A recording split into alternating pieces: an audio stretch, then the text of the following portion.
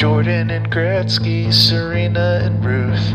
Remembering great ones is easy to do. But what about the no-names who spent their whole lives long-snapping footballs and catching sack flies? They're guys, remember that guy. Remember that guy, remember that guy, remember that guy, remember that guy. They're just gonna remember some guys now. Everything can play a part in it, can't just say like we was rusty, it was windy, it was cold as heck out there. But everything played a factor. But the thing I'm proud of, our team is, we came out second half and we did what we were supposed to do. Remember that guy, the show we mine our memories for nuggets of nostalgia about peripheral players, past and present. Hey there, folks. Me, one of your hosts, James. And it has been a long 2.5 years, but we are finally, as a show, hosting our first AFC Championship game. Diaz back with you once again. We had an NFC Championship game last year. Thank God the Birds are keeping the tradition going in the AFC. We do have a very special guest, though. He is the third Bird. Please introduce yourself. It's me, Larry Bird, the third Bird.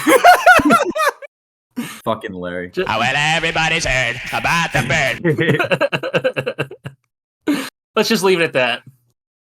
Well, no, let's not leave it at that, because I'll lead off making memories this week, because we're going to talk about the goddamn Birds. If you all did not watch the divisional round, the Ravens beat the Houston Texans. Real quick, we mentioned this a little bit ago when I was, being miserable about the end of the Orioles season.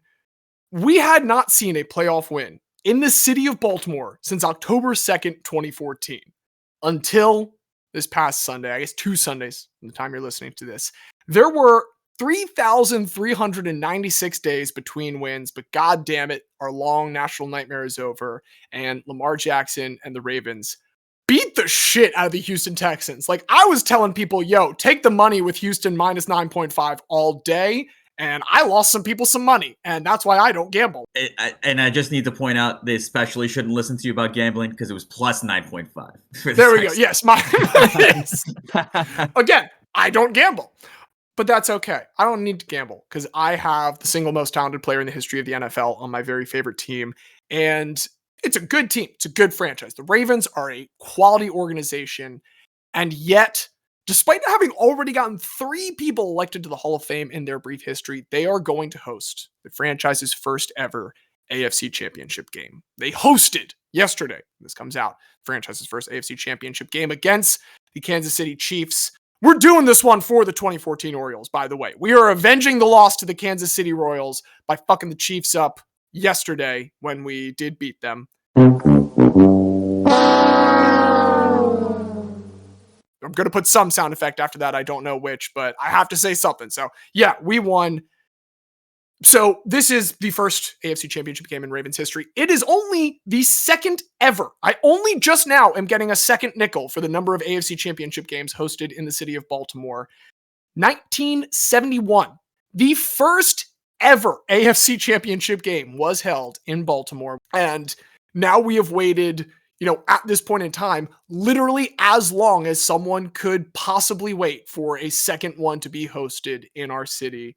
And if you're rooting for the Chiefs, honestly, I don't know what the fuck is wrong with you. You are an absolute mark. I'm just going to throw a couple things real quick. Fuck the Kansas City Chiefs. Fuck their racist ass stadium. Fuck their racist ass chants said by their racist ass fans.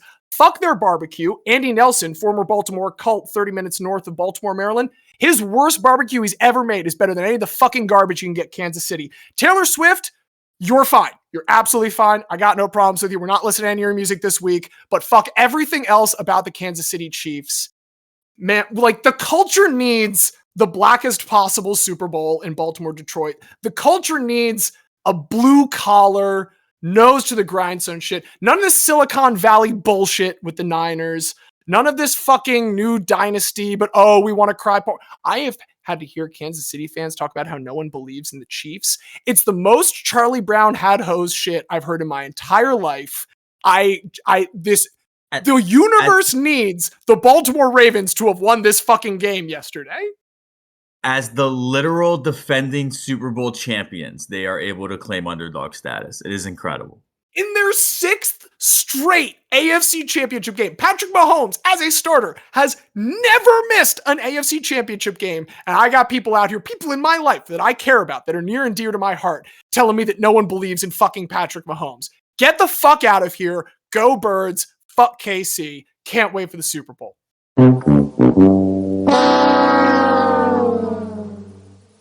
The only thing I'll say is I would like Ravens Detroit.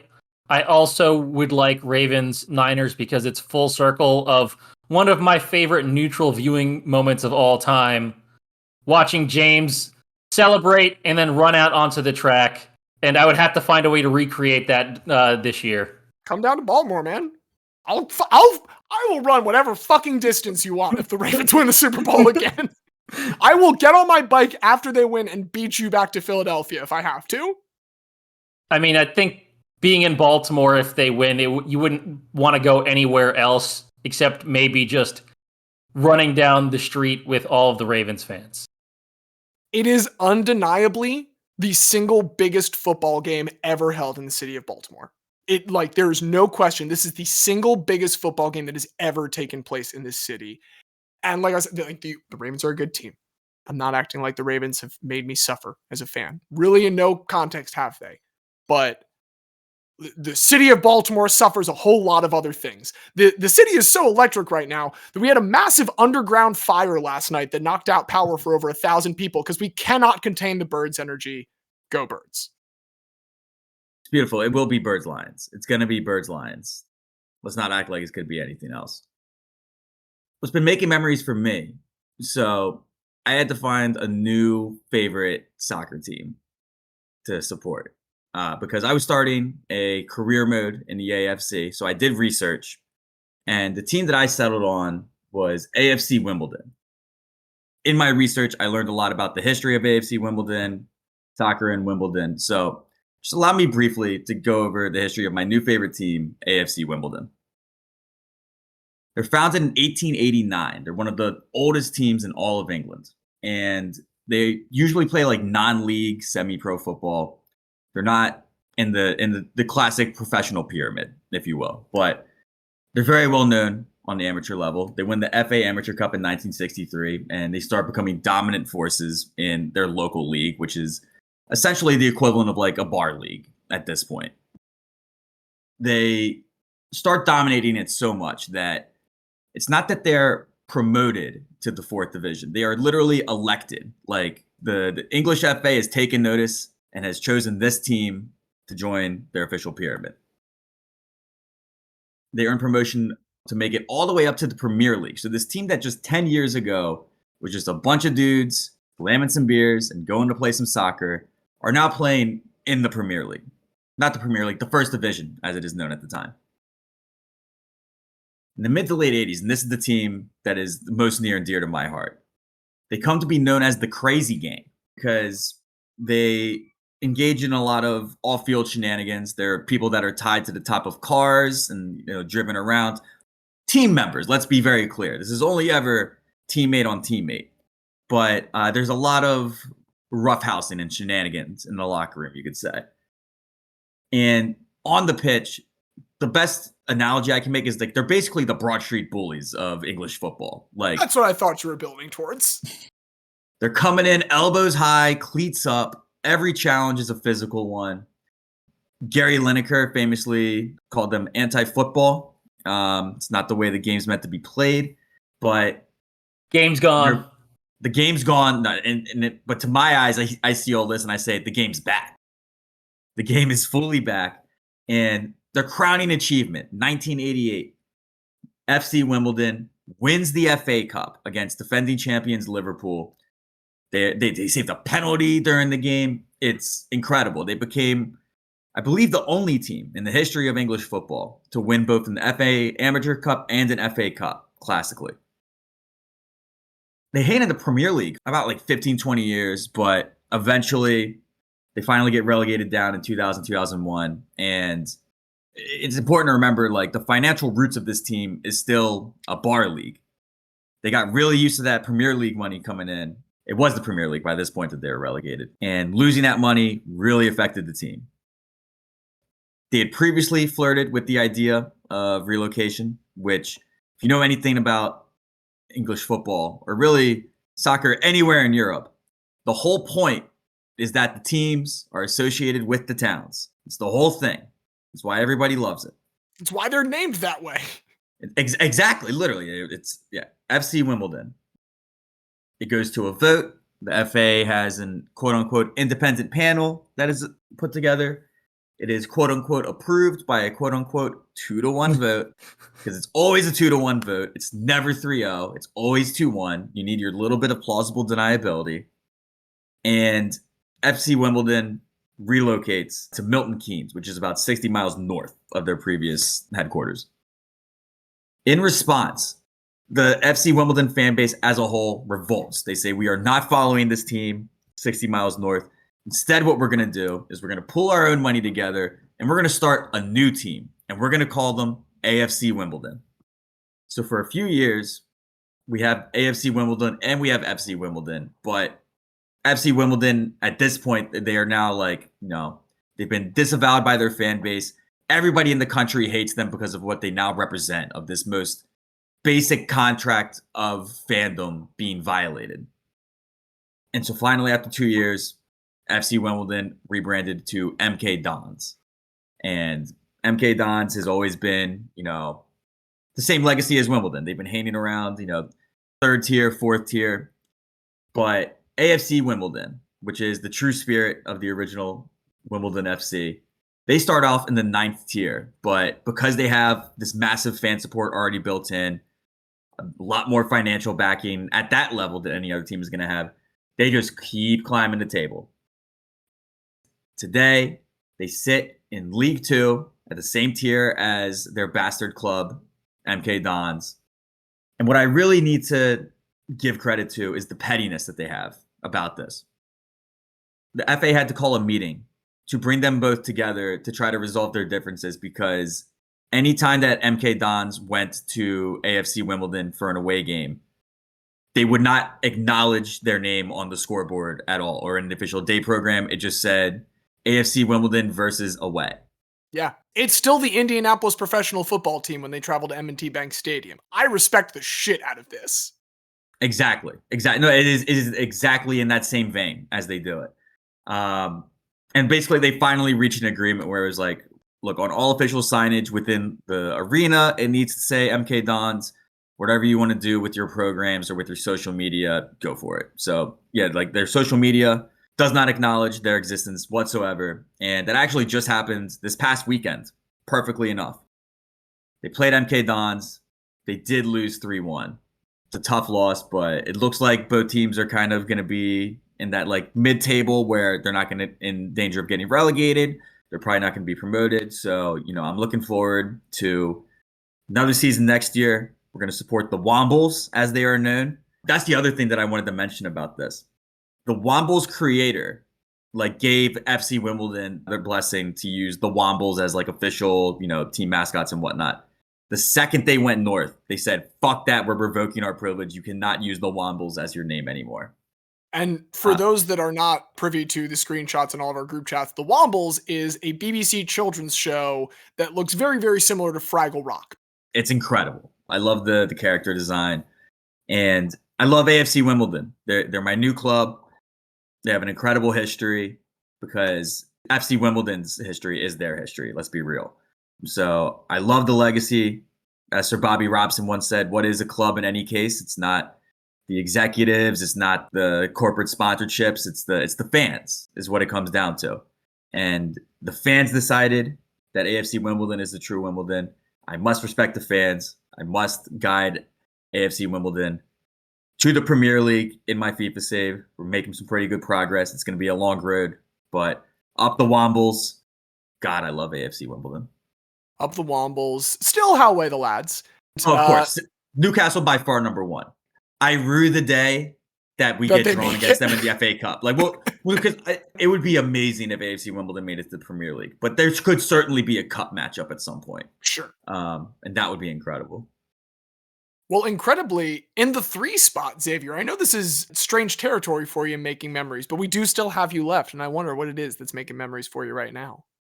Yeah, so we talked about it pre-pod, but shout out the Knicks being great. Specifically, I want to shout out Josh Hart, the vibes man. I don't know if you've seen Josh Hart on Twitter, but he does whatever the heck he wants to do, and the ribbing between him and other Knicks players is phenomenal. So he missed the game a week ago, and Jalen Brunson was asked about the starters playing a little more minutes when Josh Hart was out. He said, "I'm just happy that Josh was out," laughing. 2 days later, when Emmanuel Quickley and RJ Barrett came back to Madison Square Garden, they got their tribute videos. Everyone was happy.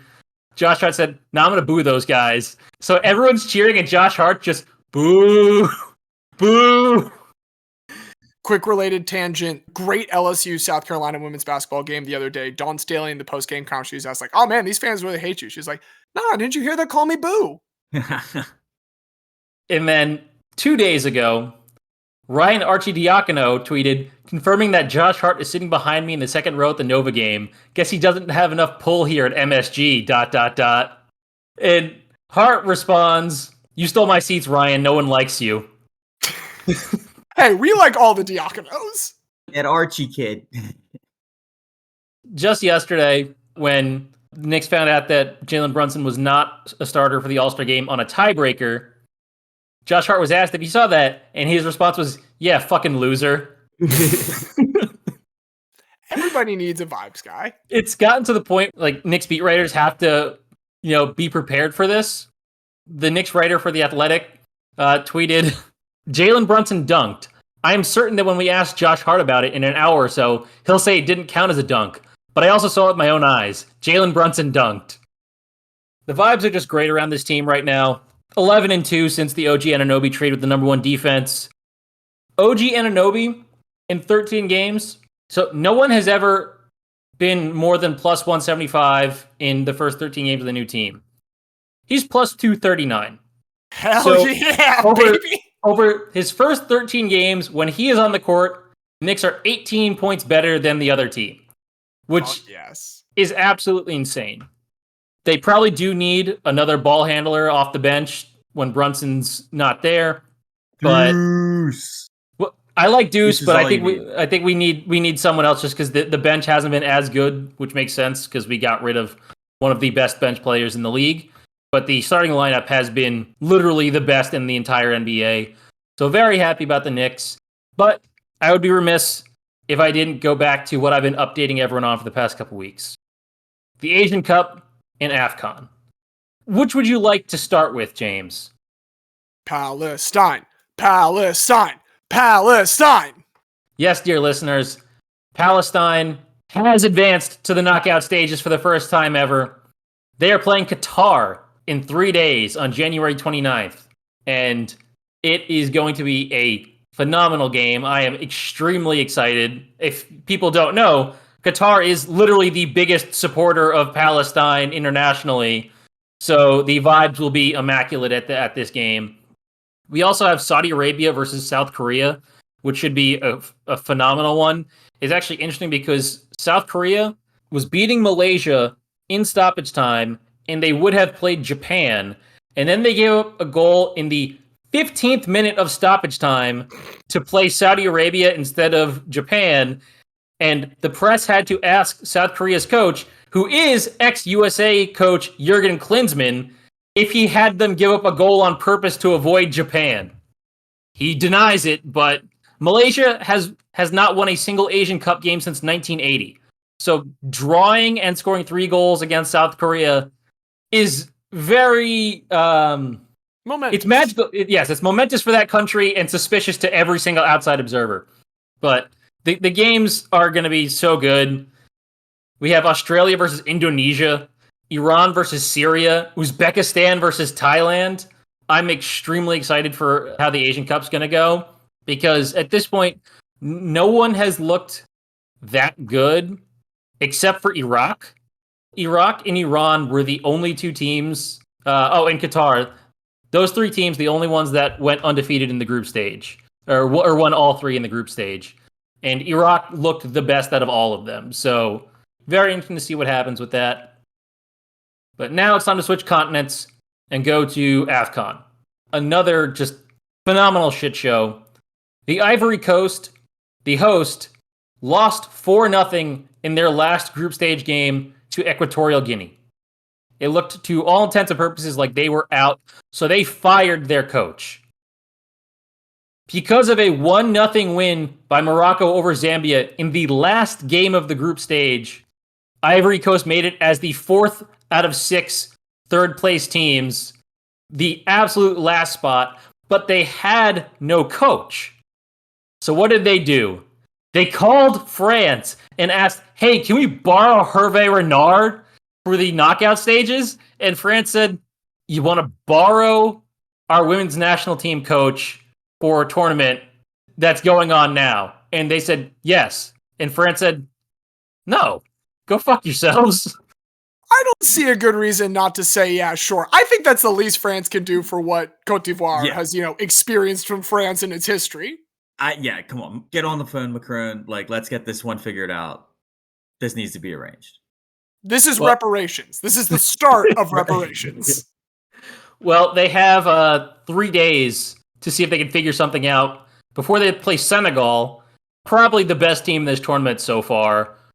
Because, we didn't talk about the fact that Tunisia, which was one of the 3 highest ranked teams in Africa, failed to make it out of the group stage. Algeria failed to make it out of the group stage. Ghana failed to make it out of the group stage. That's 3 of the World Cup teams from Africa out of the 5 that did not make it out of the group stages. Egypt barely made it out, like on tiebreakers. And they were so, worried and upset about their performance. Want to guess what the Egyptian FA did yesterday, James? They dug out a mummy, read some cryptic text from the Book of the Dead, and now, because there's no rule against it, a mummy is their new striker. Close. What they actually did was they ritually sacrificed a cow. That was closer than I thought it would be. To give them good luck in the tournament, and then donated the cow meat to the homeless and hungry of Cairo. Yeah, sure. We're at the ritual cow sacrifice part of trying to bring good luck, but it's very exciting what's going on in AFCON. We have a lot of interesting matchups. Local neighbors Angola and Namibia are facing off. We have Mauritania versus Cape Verde, Morocco, South Africa. I previously mentioned Senegal versus the Ivory Coast, Egypt versus Congo, Equatorial Guinea versus regular Guinea, the Battle of the Guineas.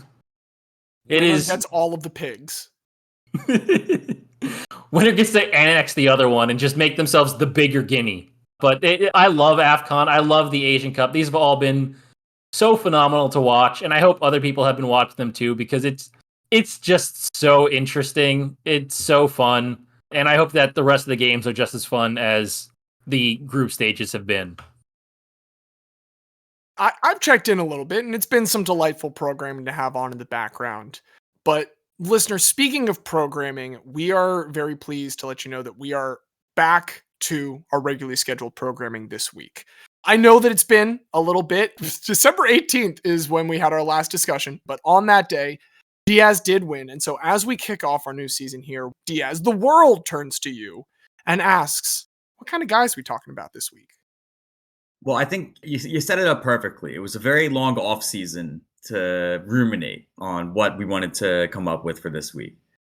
There was a lot of options, and there's one from the past that came to me. We did an episode on sports we had never discussed previously, and we don't ever want to do repeats here, but I did like that kind of idea. I wanted to put just a little slight twist on it. So what we're going to talk about instead is exactly that. Guys from sports that have just a little twist on them. That's a little different. It's very familiar. You know the sport, but it's a different way of playing the sport. It's a different form of the sport. The albino of the sport, if you will. The albino works. I think that's a good one. But when it comes to the core sport that I wanted to discuss, basketball, I had a couple different options to go with, even within that.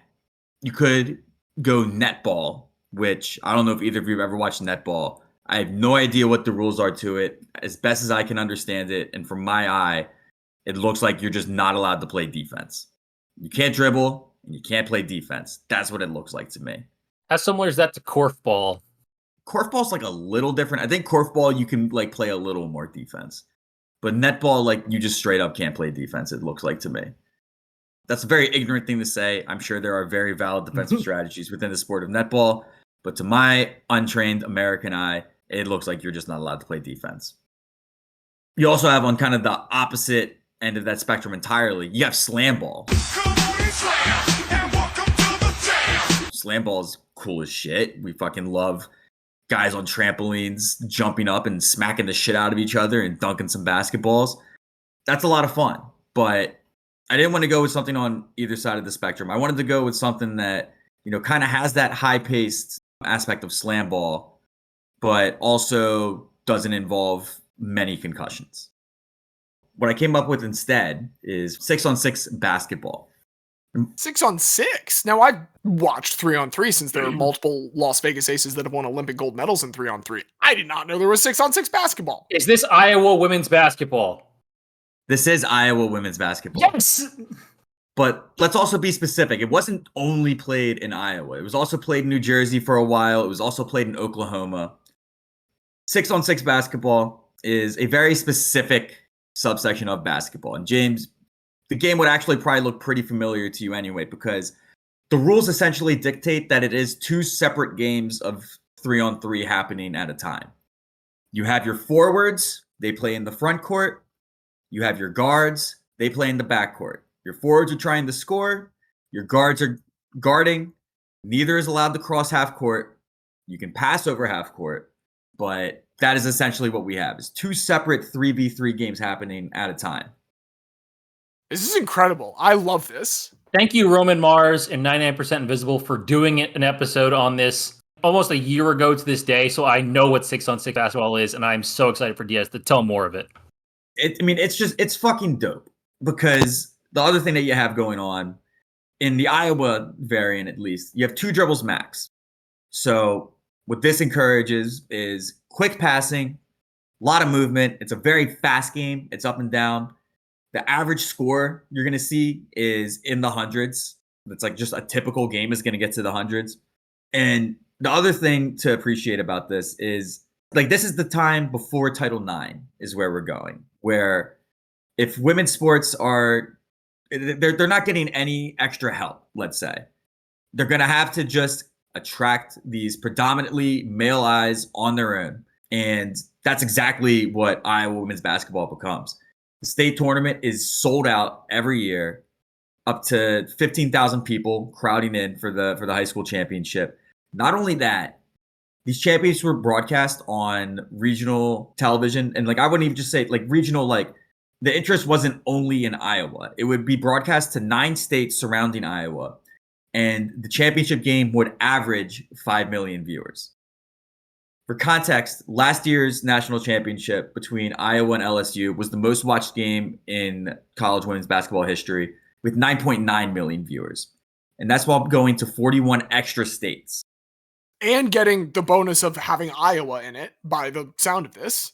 Exactly. So that was like another factor that drew me towards this, is obviously women's basketball is again at the forefront of the Iowa consciousness, as well as there's silly caucuses that nobody understands how they work. But it's an incredible sport. And, you know, it's so reflected by the attendance and by the legacy of some of the guys that played the sport. You have a lot of options to go with, but if there's any Iowa hoop head that you would have this conversation with, they're going to say there's no better game than the 1968 championship between Union Witten and Everly. There's also no better player than Union Witten's Denise Long. Denise Long? L-O-N-G? L-O-N-G, Denise Long. All right, Denise Long. She was born on some date in 1951. We don't know which. It's not publicly available. We don't know the exact date. What we do know is that her life growing up is kind of just like the classic small town middle America growing up life. Her mom was the local postmaster. Everybody in town knows each other. Witten was a town of only about 150 to 200 people. But within Iowa, much like Indiana. Basketball is a lifestyle. And for Denise, from the time she's 12 is when she really kind of starts taking a leg into the game. It's common practice to see her at the local playground, even in sub-zero temperatures, working on her set shot. She said for up to 4 hours a day. Ain't a lot of shit to do in a small town. Let's take this basketball and let's go to that hoop and let's just keep shooting. In this dedication to the craft, she's really honoring a family tradition. Denise had two older sisters, Diane and Dana, and they were both the star player for Union Witten. But in their time, they would kind of get to the district final, not break through into the state tournament. And now she's carrying the family burden to an extent. My older sisters couldn't get through, but if I can break through, we can show all of Iowa what Witten's made of. It's slim pickings, though, when she gets to high school as far as putting together the team. There's only 34 people enrolled at the high school, period. like not in her class. You're saying the school. The school had 34 people. God damn. And then, I don't know the exact split, but if we were to cut that in half, that would mean that there would be roughly 17 girls who would be eligible to play for the basketball team. So she kind of takes it upon herself to recruit people within the school. Like, hey, we need at least this many girls. We need at least 6, obviously, to be able to play. She's able to recruit. She recruits her cousin, Sydney, to play. And at Union Witten, the Longs become a powerful duo. They establish themselves pretty early on. Denise is a forward. She's pretty tall. She's about 5'10", 5'11". So at that height, with her 4 hours a day of practicing her set shot, she wants to get off her shot. She's going to get it off. And even from her freshman year, she's already showing herself to be a very prolific scorer. She averages just over 30 a game in her freshman year. By her sophomore year, this jumps up to just over 50 points a game.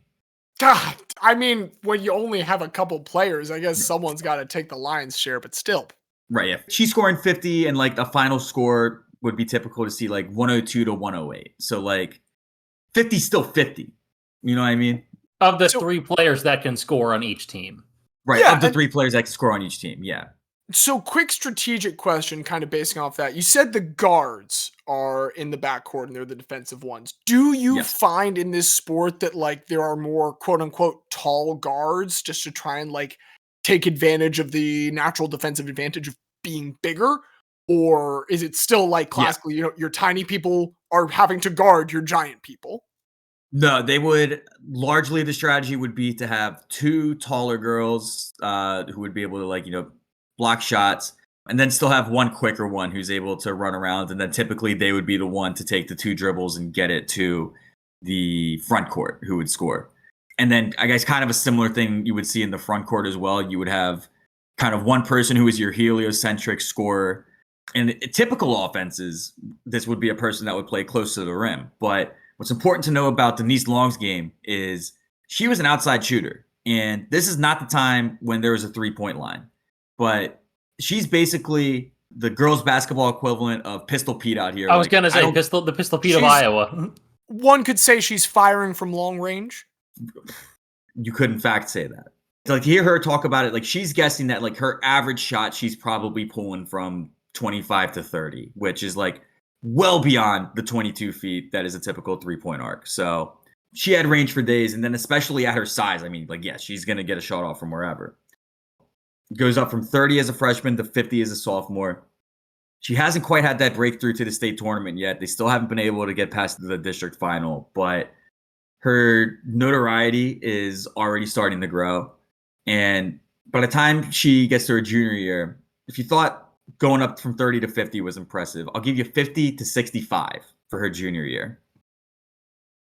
They do finally break through districts as well, and they're into the state tournament.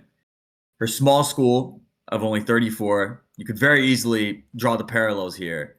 This is the Hickory Hoosiers. This is the Milan Indigenous Peoples.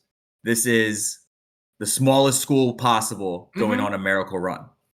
This is a much better version of Hoosiers to me because you have a player that has had to go and Dirty Dozen fucking recruit the team just to begin with.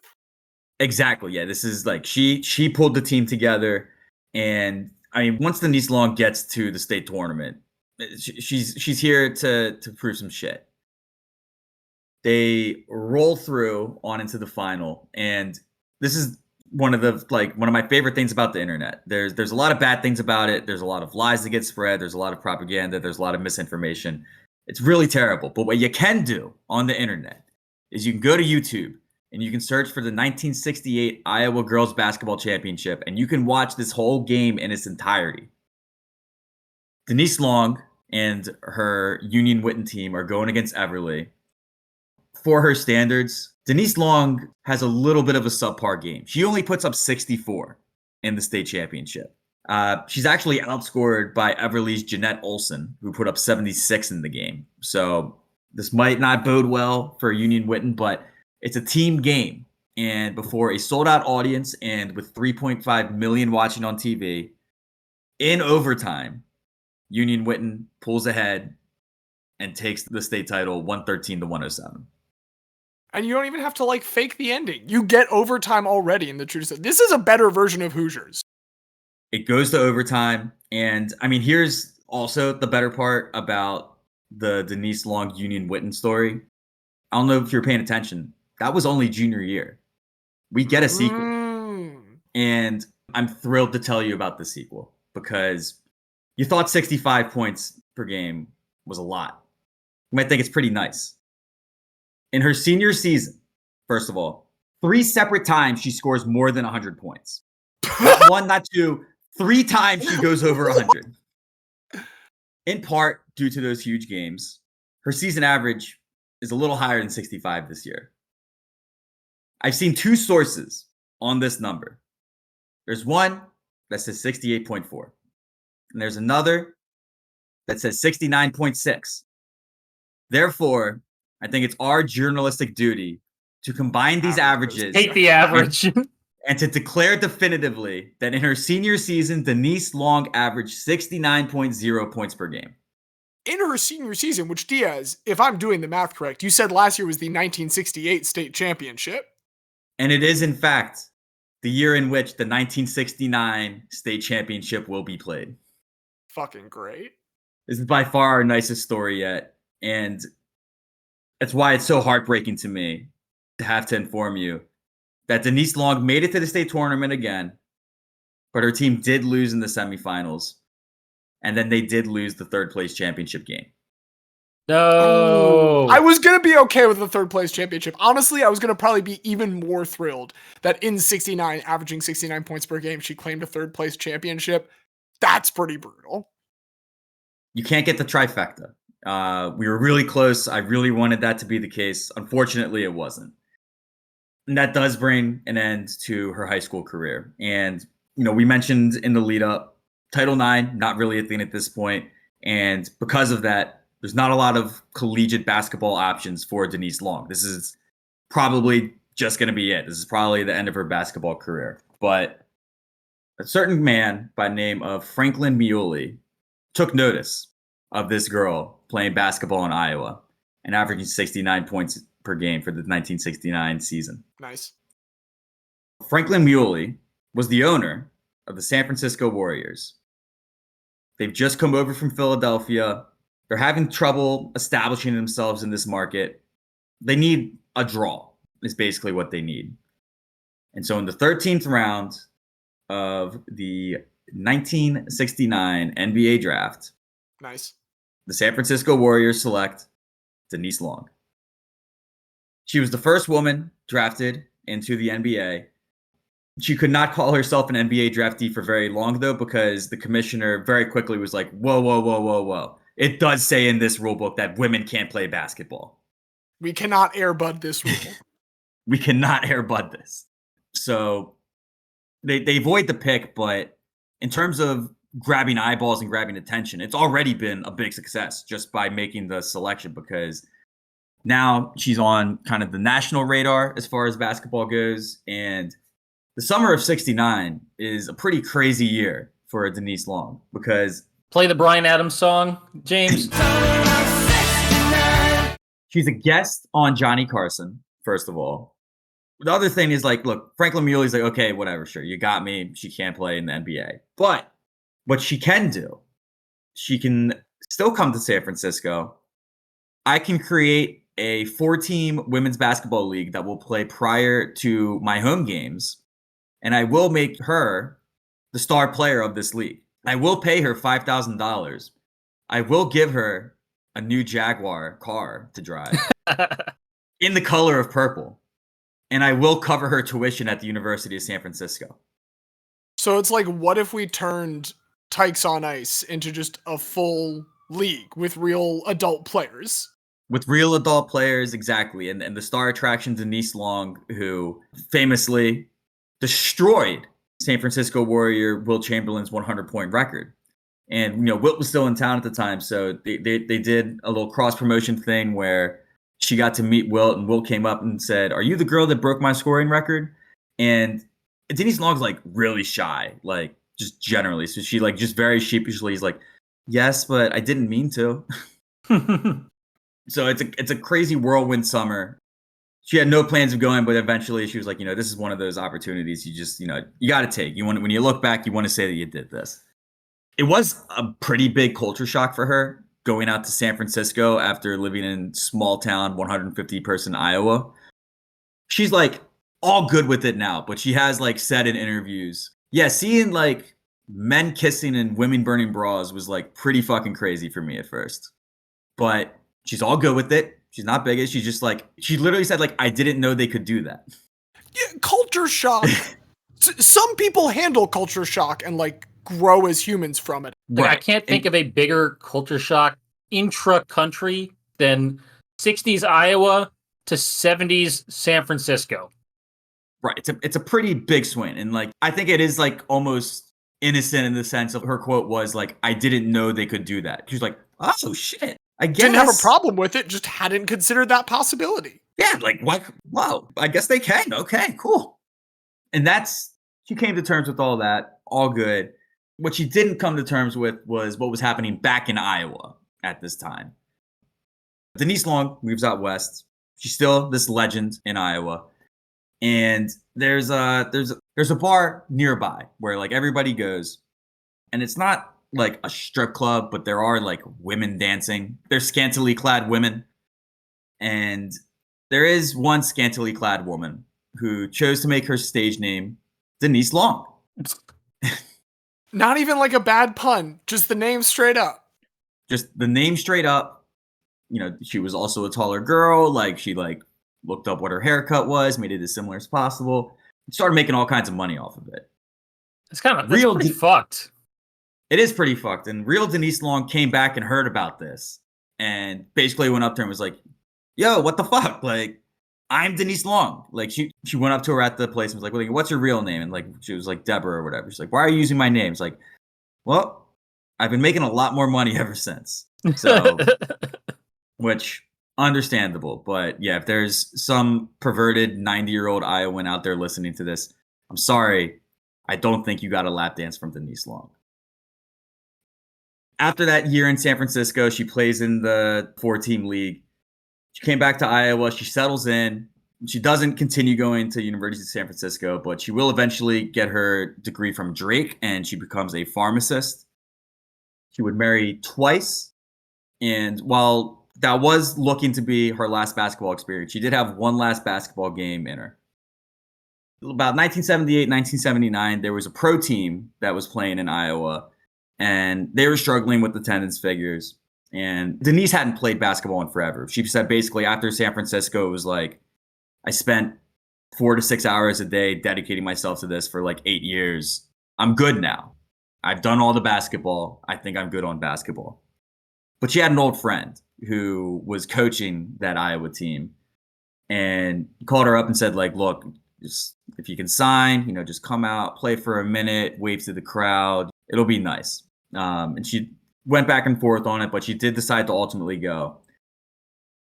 She logged in for 1 minute to a rousing ovation from a sold-out crowd. She got fouled. She split the 2 free throws, so she did score 1 professional point. And then they subbed her out, and she exited to another standing ovation, and her professional career was finally complete.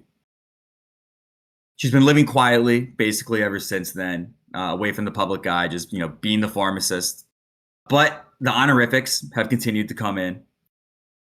She was the 5th woman ever inducted into the Iowa Sports Hall of Fame.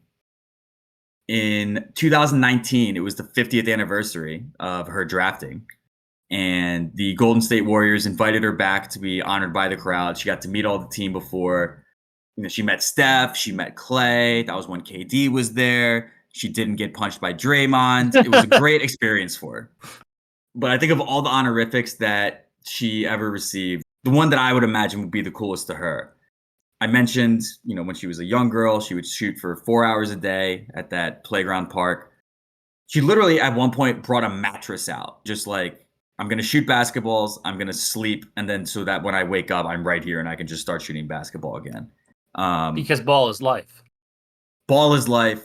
And in recognition of that, that is why that same park that she shot at as a child for 4 hours a day was renamed to Denise Long Park.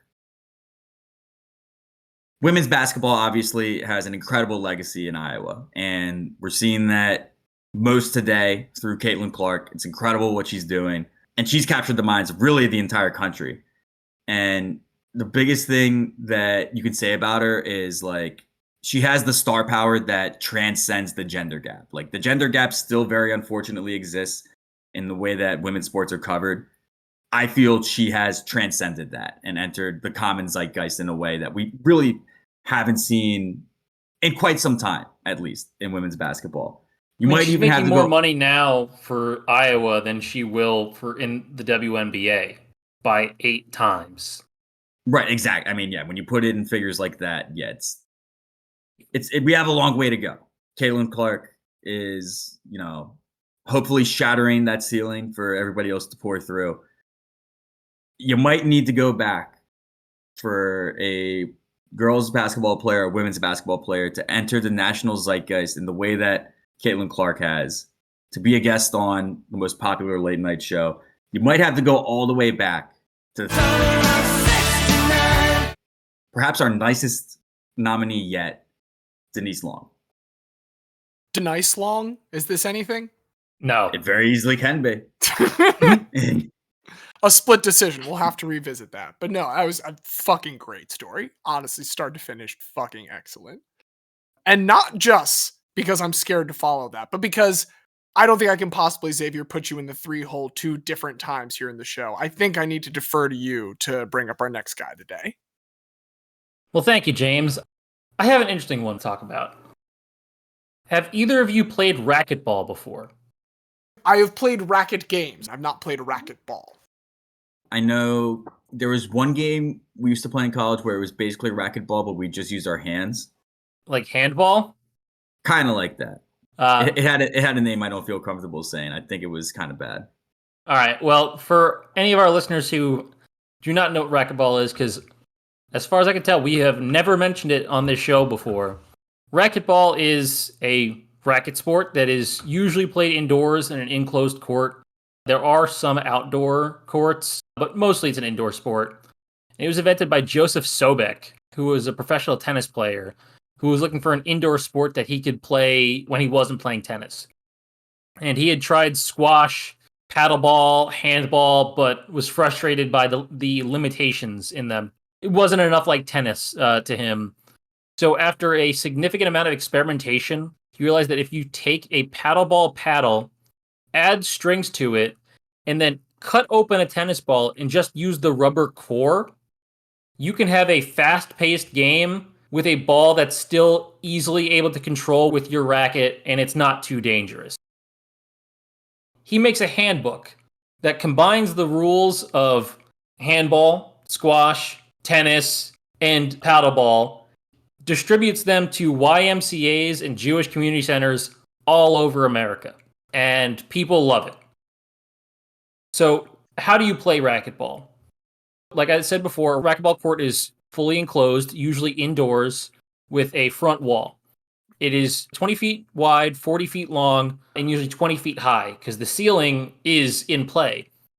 There's a couple lines that delineate a service area and a serve reception area. Starting with the serve, whatever player's on serve has to bounce the ball on the floor once and then hit it at the front wall. It has to hit the front wall and then bounce behind the serve line on the ground or pass the receiving line in the air. And then once that happens, the return player can hit it. After the successful serve and return, players alternate hitting it against the front wall. But once the serve and return has happened, you can hit it off of anything after it hits the front wall. You can bounce off the front wall, off the side wall again, off the ceiling, and you're essentially just trying to make it as hard as possible to return by doing all different types of shots that will ricochet in ways your opponent won't expect. If the server wins the rally, it's 1 point. If the server does not win the rally, the other player gets the serve but does not get a point. So only score on your own serve. For the longest time, matches were best of 3, with first 2 games to 15, third game to 11. A lot of the games we're going to talk about today, the period that I'll talk about, that was the scoring system. They have recently changed it in 2022, where it's a little bit more fast-paced. It's a best of 5, but all games to 11 instead of 15. There's other types of rules, things called hinders, which are penalties, and different types of team competitions where things get really wild because the space doesn't get bigger. You just add more people to the space. But those are the real basics to know. I like racquetball because growing up, my dad played racquetball a lot.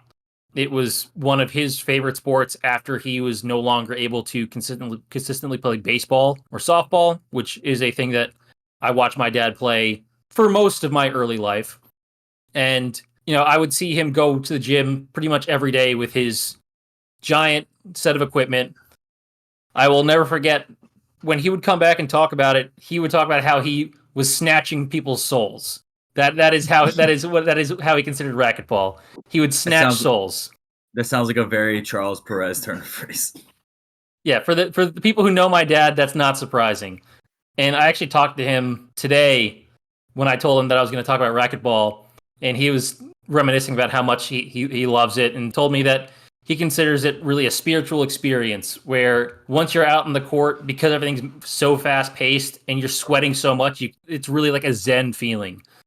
So I love racquetball. I do not have the coordination to play racquetball because the ball it moves too fast.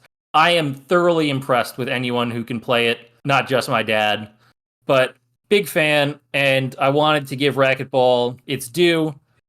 So that brings me to my guy today. And my guy is Sudsy Monchik. I'm sorry, one more time with that?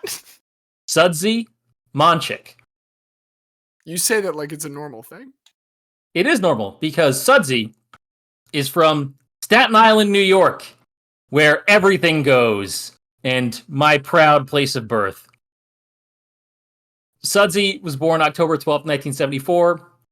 His dad worked at health clubs where older men in the 70s and 80s were playing racquetball, and Sudsy from a young age showed a great interest in it. And he was Sudsy at this point. He has always been Sudsy. His parents say that they had decided he was going to be called Sudsy in utero. So this is not like a nickname that came later in life. He is just Sudsy. And a former world number 1, Ruben Gonzalez, who trained at one of these clubs, saw a young Sudsy practicing, is like, all right, I want to train this kid. Dude, what it takes for a coach to just be like, I want to be this person's coach. I'm trying to think other examples of that. We've talked about a couple tennis ones here. The tennis dude who had Agassi and Sure. Celis both was very much, I want to be this person's coach. Rackets, I guess, yeah. Lends itself towards it. Ruben said that racquetball came too easy to Sudsy. At practice, he began asking Sudsy if he was tired. And if Sudsy said yes, he had to pay Ruben $1. Sudsy would later say, quote, I realized the only way to keep my allowance was to keep saying no. And this built up stamina in Sudsy that was unmatched for any other junior racquetball player. It takes a special kind of abuse to get this kind of endurance. Financial abuse. Yeah, and he went on to win every single title in every age division from the ages of 8 to 18 in both singles and doubles. So for 11 consecutive years, he won every single and doubles title at the junior division. You might not be surprised to know that that's the only person in history to ever do that. During this time, he also wins the National High School Championship while competing for Tottenville High School in South Staten Island, which was the rival high school to my mother's high school a couple years earlier, so no overlap there. But eventually, Sudsy wants to turn pro in racquetball. And at this time, racquetball is dominated by the IRT, the International Racquetball Tour. This was founded in 1991 as a successor to a bunch of smaller tournaments, but there was no real showpiece event at this point for racquetball. But then in 1995, it gets added to the Pan American Games. And this is the first time that we have like an actual big international event that lets racquetball compete. And so Sudsy goes down to Mar del Plata, Argentina. And he wins the first ever doubles gold medal with his partner Tim Sweeney at the age of 20. So he is now a world champion at 20 after, again, just having won 11 years in a row of juniors titles. Xavier, I guess you could say Sudsy's cleaning up. Boo, but yes. No, that's phenomenal. This kickstarts a massive period of dominance for Sudsy. During the 95-96 IRT season, Sudsy wins 6 out of 15 tournaments, which is the most of anyone. Then the next season, the IRT decides, okay, the demand is there. We have enough talented athletes. Let's make our own showpiece tournament. So the US Open is started. And Sudsy wins. Sudsy wins the first ever US Open singles championship.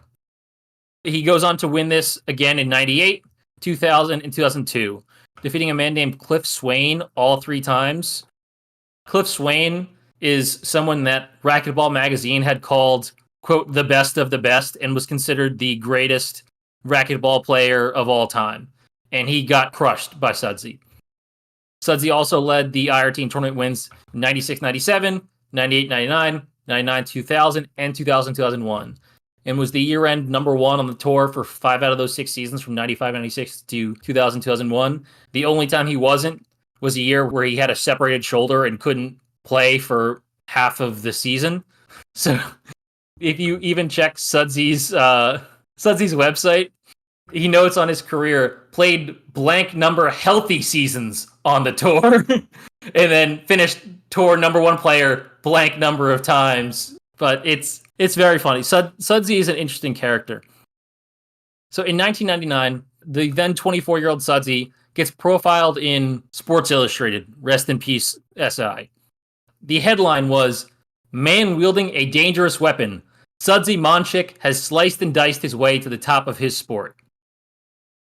I want to read the intro paragraphs from this because it is the most born in the 70s Staten Island man I could ever imagine. Sudsy Monchik loves freedom, hates tyranny. We know this because his favorite film is Braveheart, the Oscar-winning kilt-fest about 13th century Scottish freedom fighter Sir William Wallace. Quote, "If I'd lived in Wallace's time, I would have been pillaging right at his side," says the 20th century Staten Island racquetball player. Quote, "William Wallace was the man!" Exclamation point. Monchik preps for matches by watching Braveheart, parentheses, he travels with the video, has memorized long stretches of Braveheart dialogue, has even installed a Braveheart screensaver on his laptop, boot up the computer, and outspews Wallace's rousing pep talk before the Battle of Stirling Bridge. Shut it down and you hear, quote, "Every man dies, not every man really lives." And I love the idea of this 24-year-old with a laptop in 1999 going to tournaments where he's kicking the ass of much older and more experienced players, and all they hear is him quoting Braveheart nonstop. And this is like, it took effort to get a Braveheart screensaver on your computer at this point.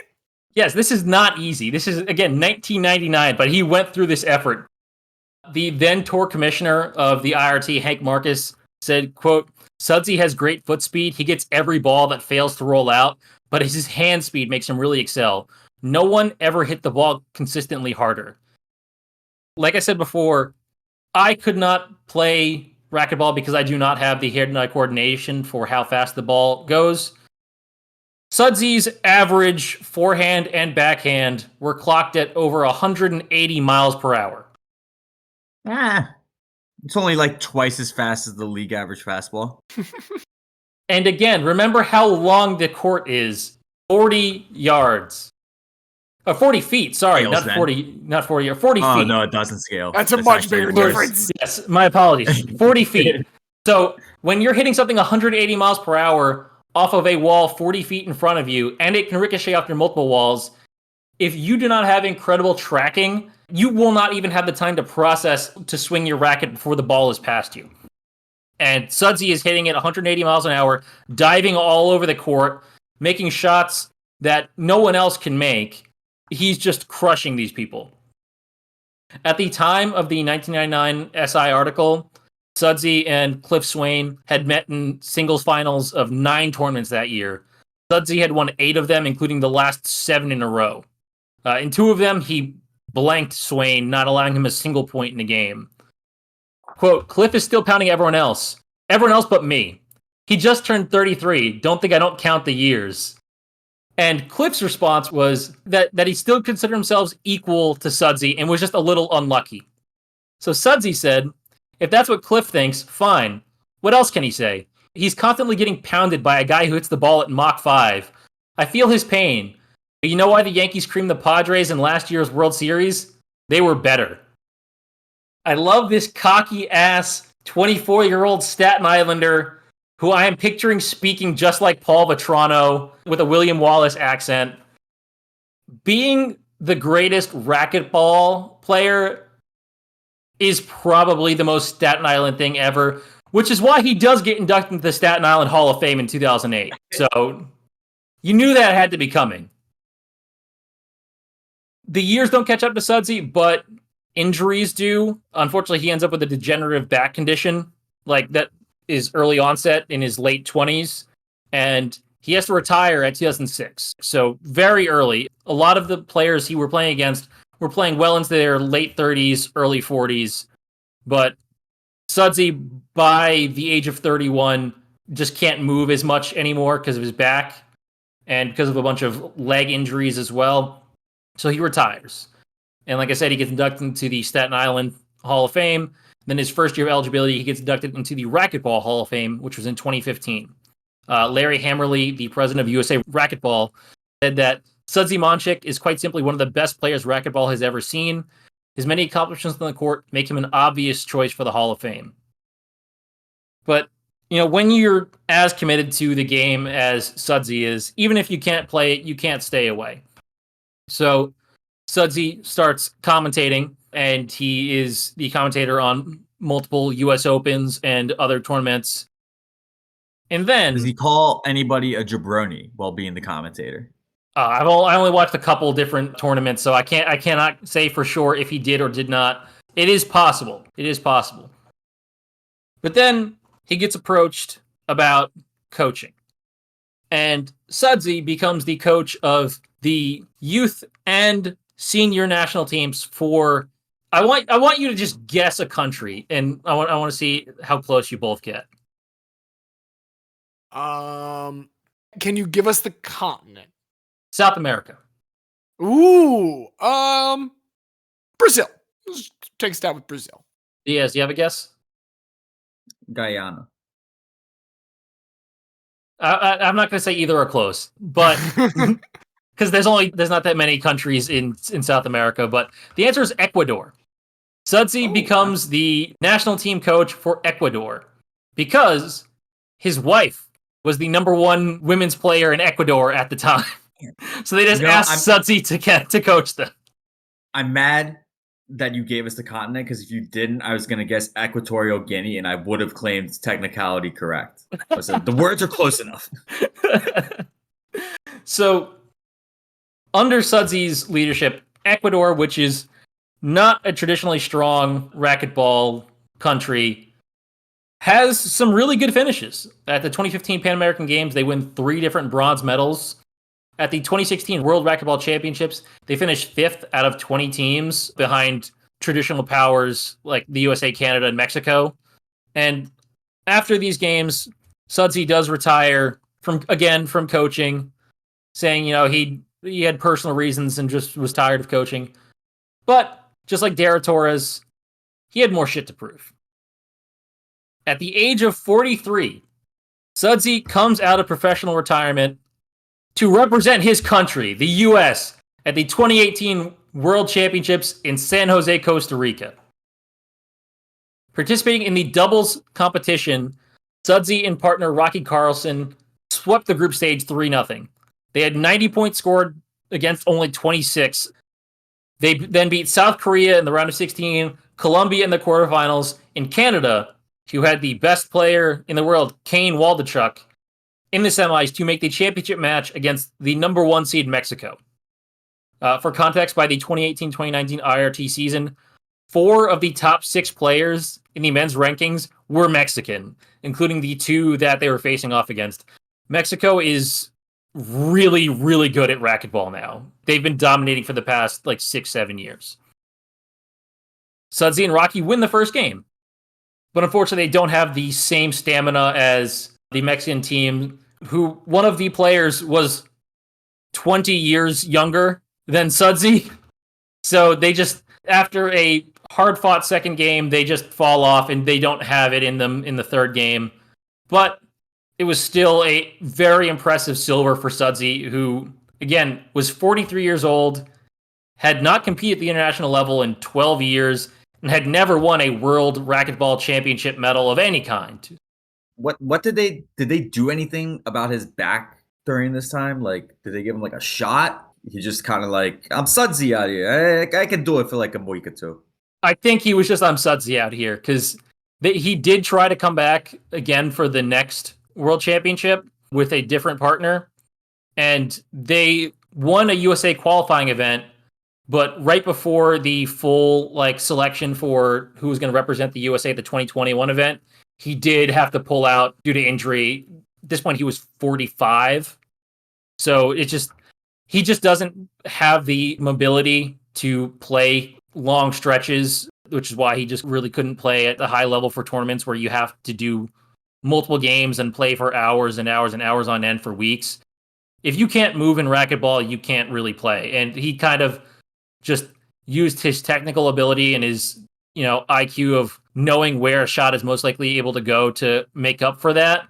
But with the combined advanced age and degenerative back condition, that was pretty much it. But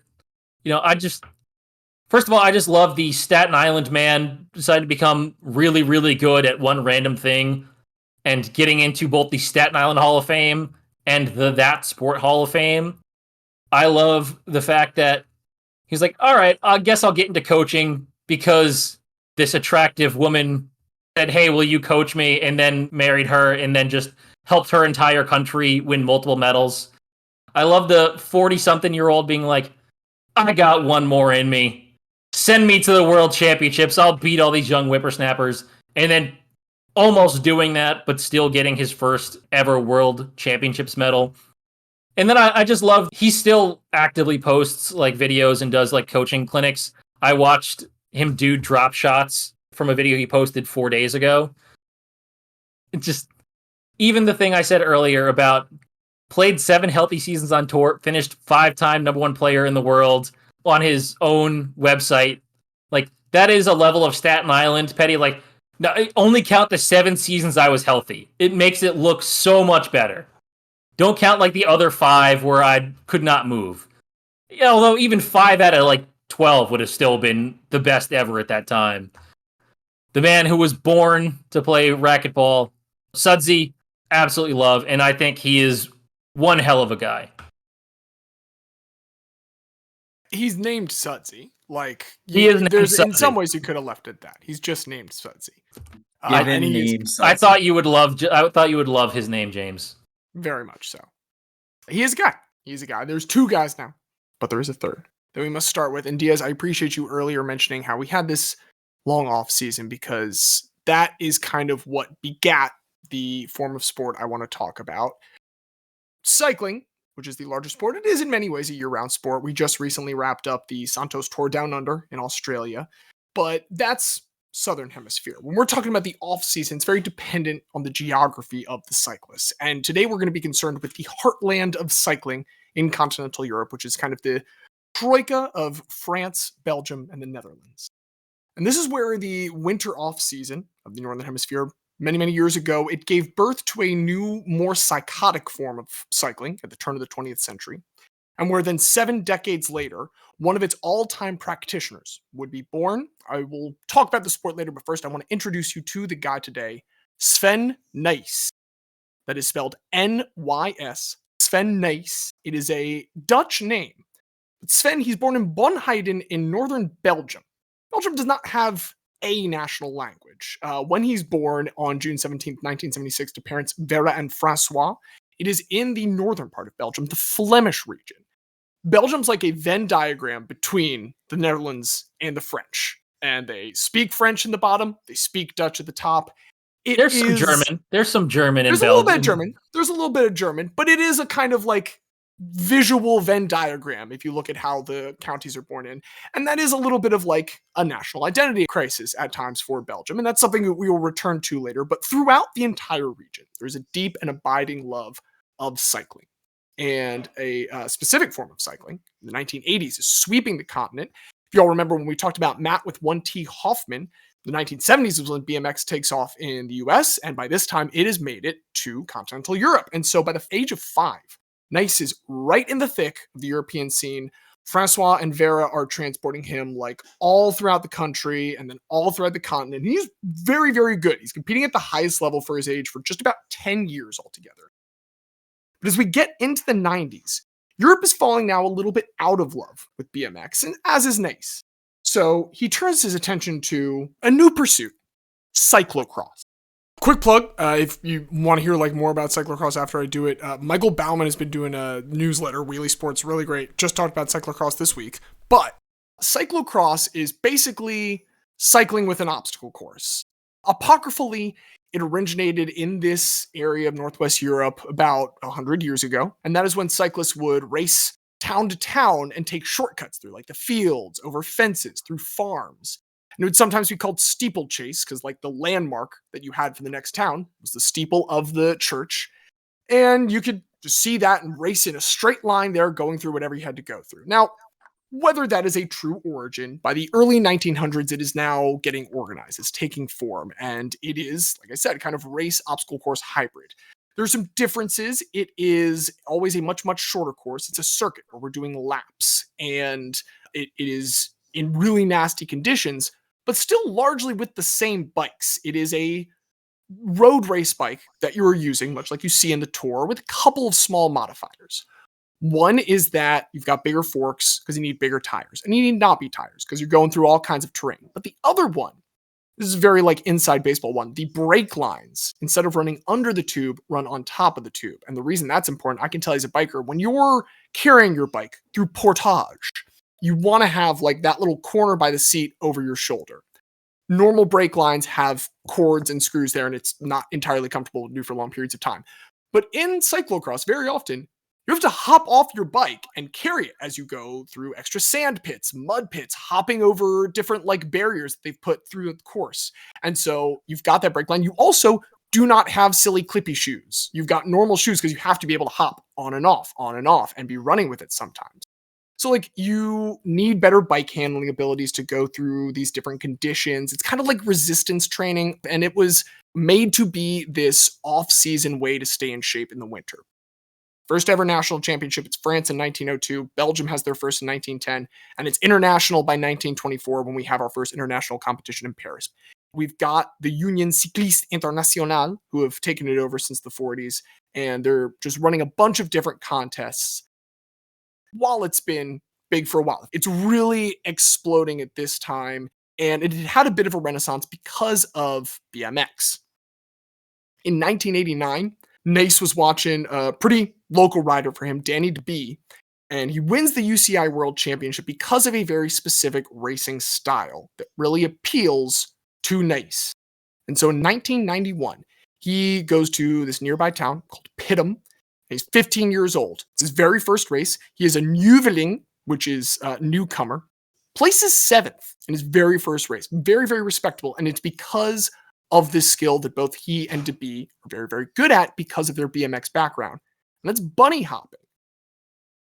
A lot of the time, Nys just doesn't get off his bike for obstacles. He just bunny hops, not with a BMX bike, with a full road race bike, just hopping over these like couple foot tall wooden barriers that are there in the road for him. It's fucking insane. And it takes him a while to like pair this natural skill with the necessary uptake in endurance. But once he does, he absolutely flourishes. By the late 90s, he was one of the sport's like bright young stars alongside another fellow Belgian, Bart Wellens.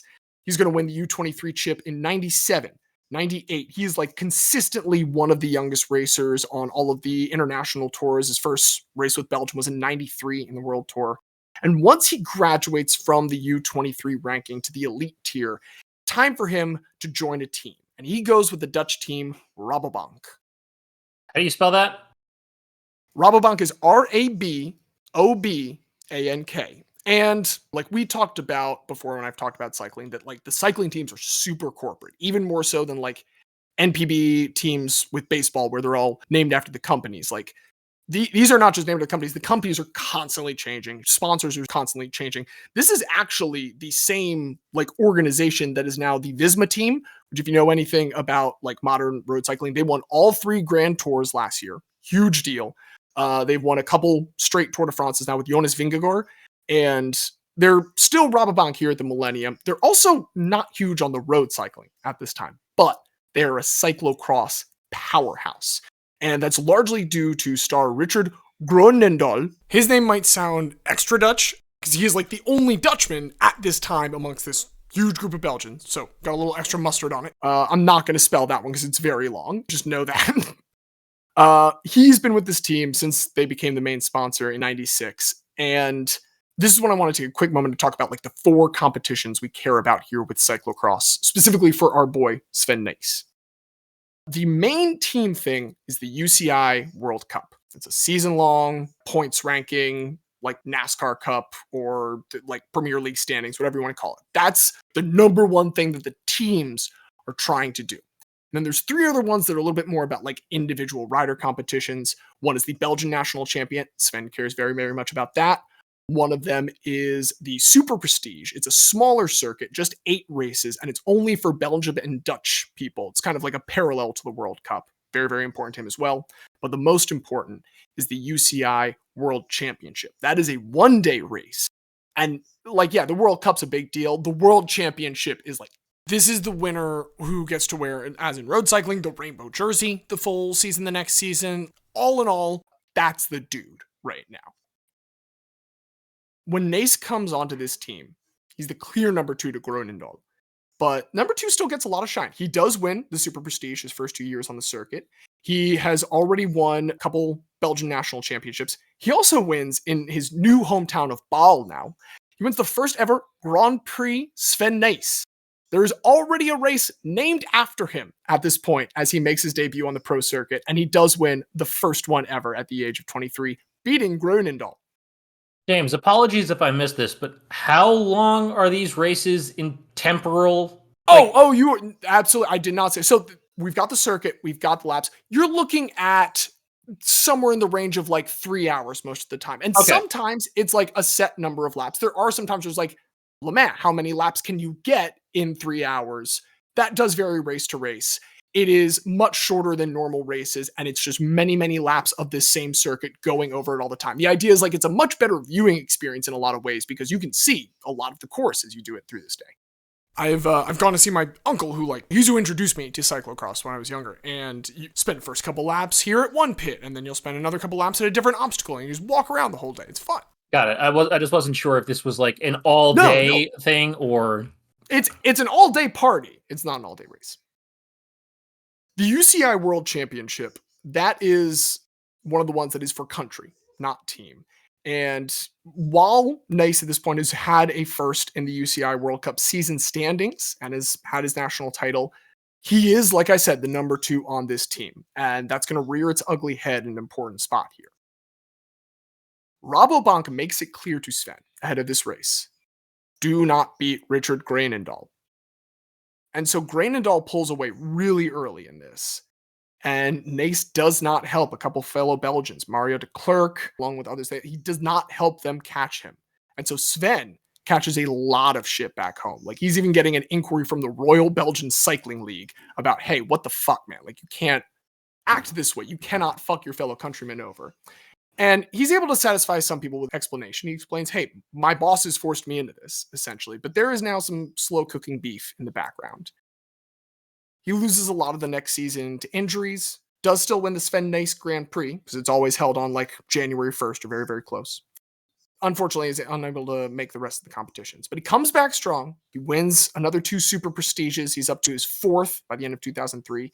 Keeps falling short in the World Championship, though. And at this point, the top of the ladder, it's like it's him, Greinendal, and then everyone else is just another Belgian. Wellens, de Klerk, Tom van Alpen, Wesley van der Linden. These other Belgians remember what Sven did back in 2000 when he helped Greinendal. This time, there is a coordinated effort at the very end of the World Championship to sprint past him just enough to knock him down to second place behind Greinendal. And Nys is incensed by this. This is a transcribed quote, translated from the original Dutch. This is war. Thanks, Van Alpen. Thanks, van der Linden. This is the last thing I have done for the Belgian team. They can all go up in the tree. Up in the tree is a common idiom in Dutch for go to hell. I'm glad you made that clarification, because if an American said that, I might have... Yeah, it's not a lynching thing. Not a lynching thing. Just a nice casual go to hell. And I will say this is a big difference, because this was a national competition, not a team competition. So like, these guys are not on the same team as Greinendal. They specifically pulled Nys back behind Greinendal. Like, they're not winning for themselves. They know they can't win for themselves. They can just keep him from winning.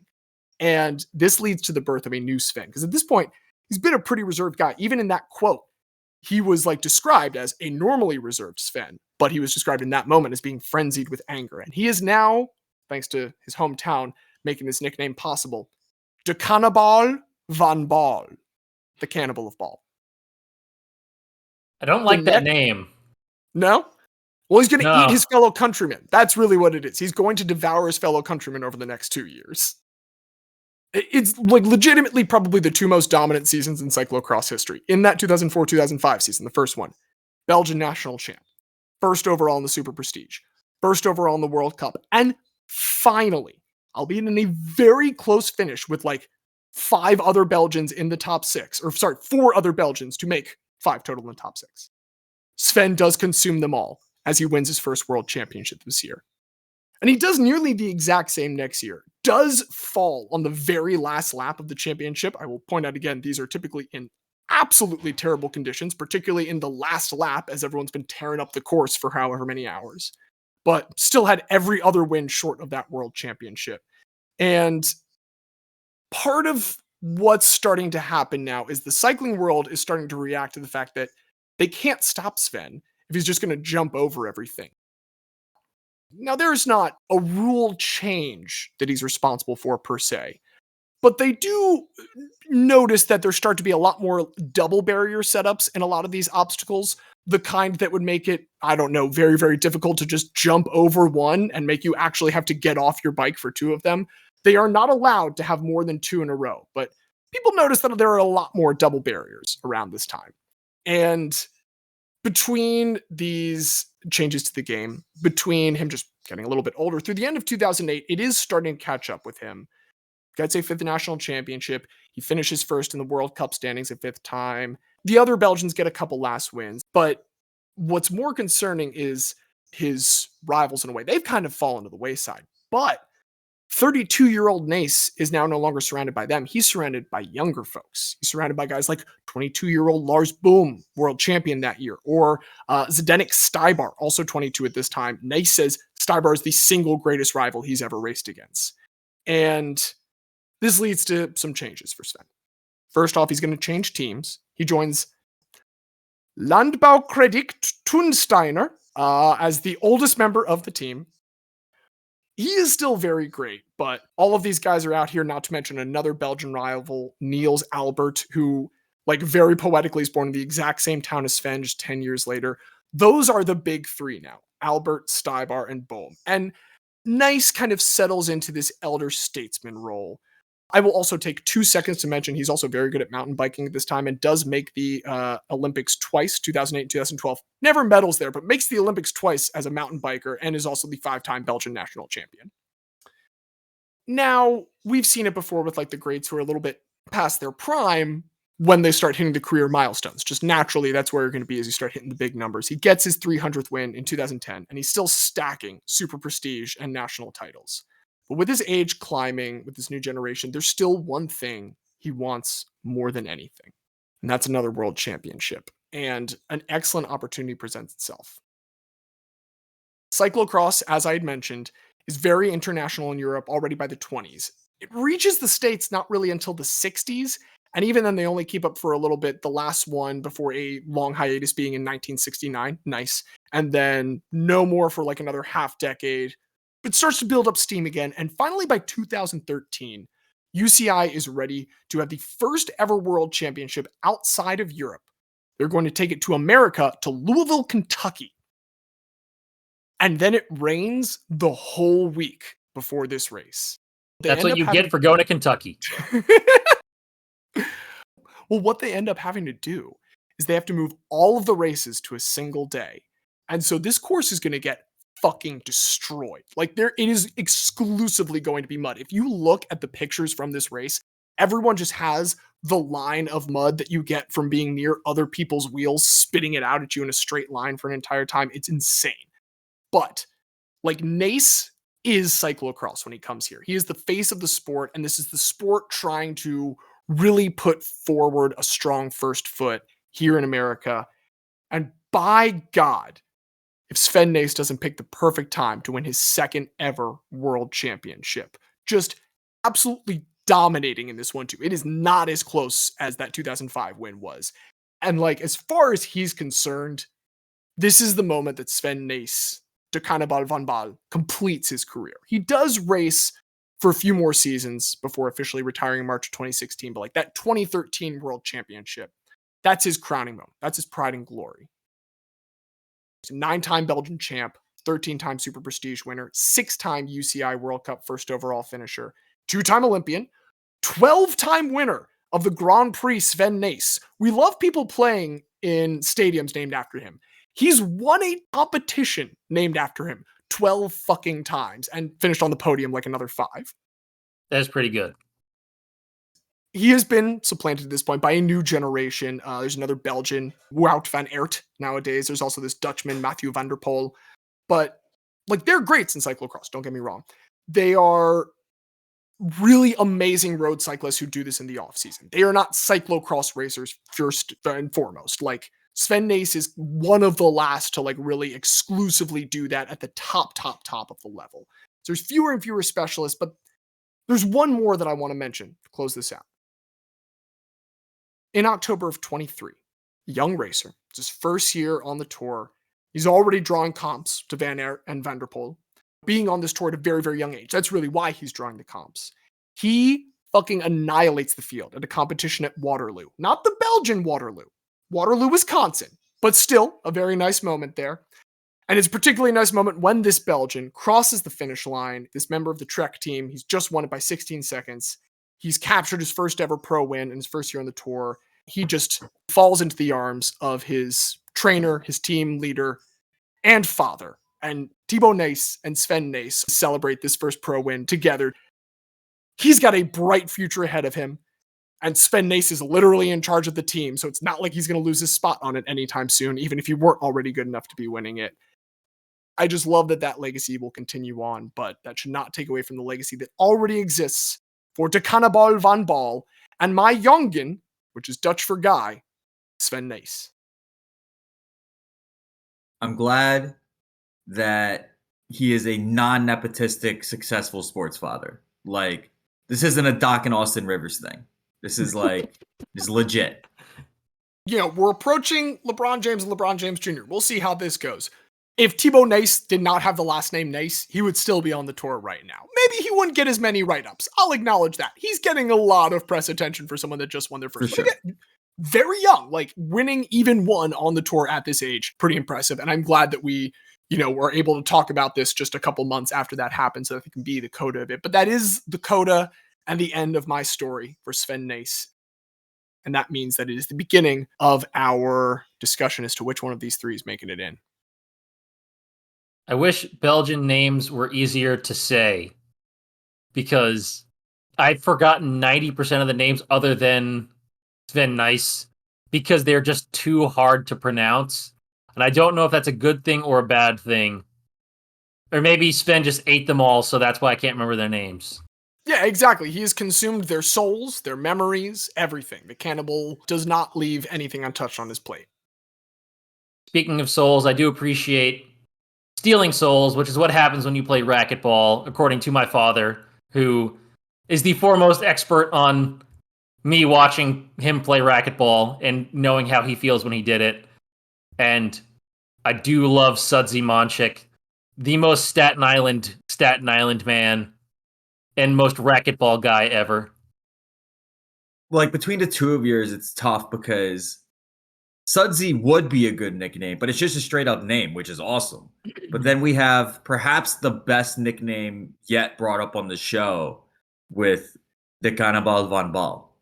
I think that might be the best. Like if you brought this up on nicknames episode, I would have been like, as soon as I heard, like I'd be like, okay, like, and I'm Diaz, and we can sign off right now because that's the end of the episode. You won. I will say to Sudsy, one thing real quick about racquetball, I have always believed, and is I think generally believed by people who follow a lot of sports, hitting a major league pitch is like the hardest thing to do in sports. It might actually be playing racquetball now if we're that much faster. And I am also interested that Sudsy paid out some amount of money to his coach for saying he was tired sometimes. We don't know what the amount is, but like some amount of money was paid for his endurance. I like that there is a dollar value on what he did to gain his endurance throughout his sport. But I think Sudsy's a little bit too much of a Mel Gibson fan for me, if we're being totally frank. See, that was the one thing I was thinking of. I think I said it in our chat before, like a couple days ago, that you were either going to love it or hate it. But I could not avoid bringing up the Braveheart thing because it just reminded me so much of my own dad. Oh, it's an incredibly good touch. I was like, if my dad was the white one from Staten Island and not my mom, my dad would be Sudsy Monchik. It is like if you just combined my parents together with my mom's hometown and upbringing and ethnicity and my dad's love of racquetball and love of racquetball, they are the same person.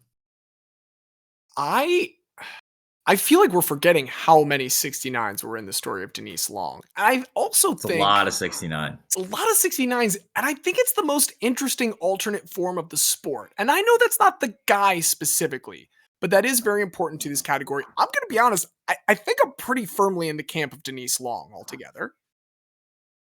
I mean, I also love Denise Long, and I do think, because I mean, there's also, it's not only the 69s, then we also have like, oh, who was the first woman drafted into the NBA? Denise Long. Who has the most 100-point games in high school basketball history? Denise Long. And you saw my reaction when I said, are you about to talk about Iowa women's 6-on-6 basketball? Like, I had been a fan of this, and I had known about Denise Long for a little over a year, and I love it. And if it would make you both listen to that 99% Invisible episode, I would make this unanimous.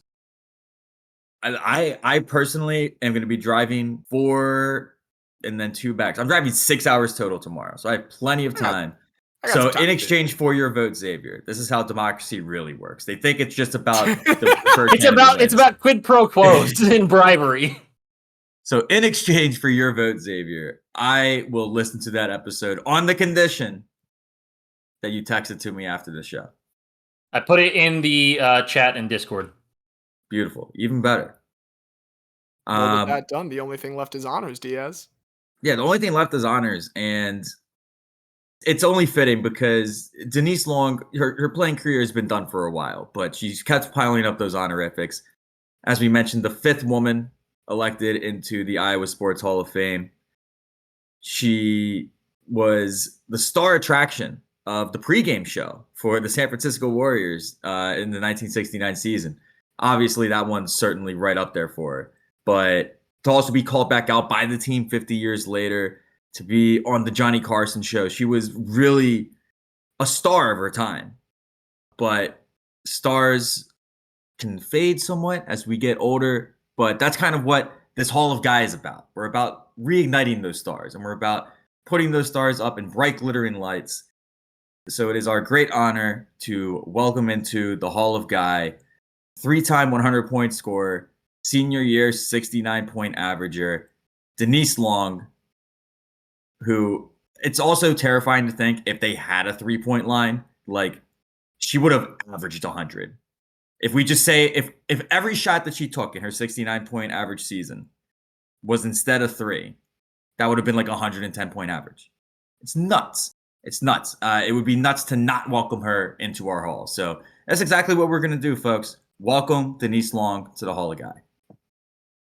Welcome indeed. Stars may fade, but memories never do. And that is what we are concerned with here.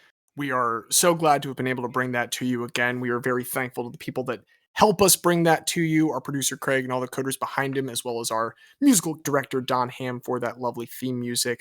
But most of all, we are thankful for you joining us, dear listener. And we've got several more guys ahead of us now as we head into further uncharted territory. If you want to keep up with not only those, but the guys of the day, you can find everything for the Discord, the Blue Sky, all that good stuff at bit.ly/remember that guy, all one word, all lowercase.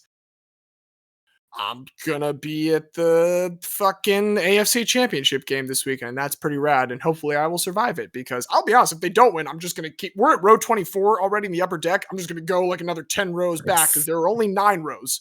Hopefully it won't come to that, and I can come back. But until then, I will be one of your hosts, James. I have been one of your hosts, James. I've been the very special guest, Xavier. It's a good thing birds can fly, James. I've been Diaz, and as Wimbledon FC legend Vinnie Jones once said of the crazy gang, you either grew a backbone quickly or dissolved as a guy.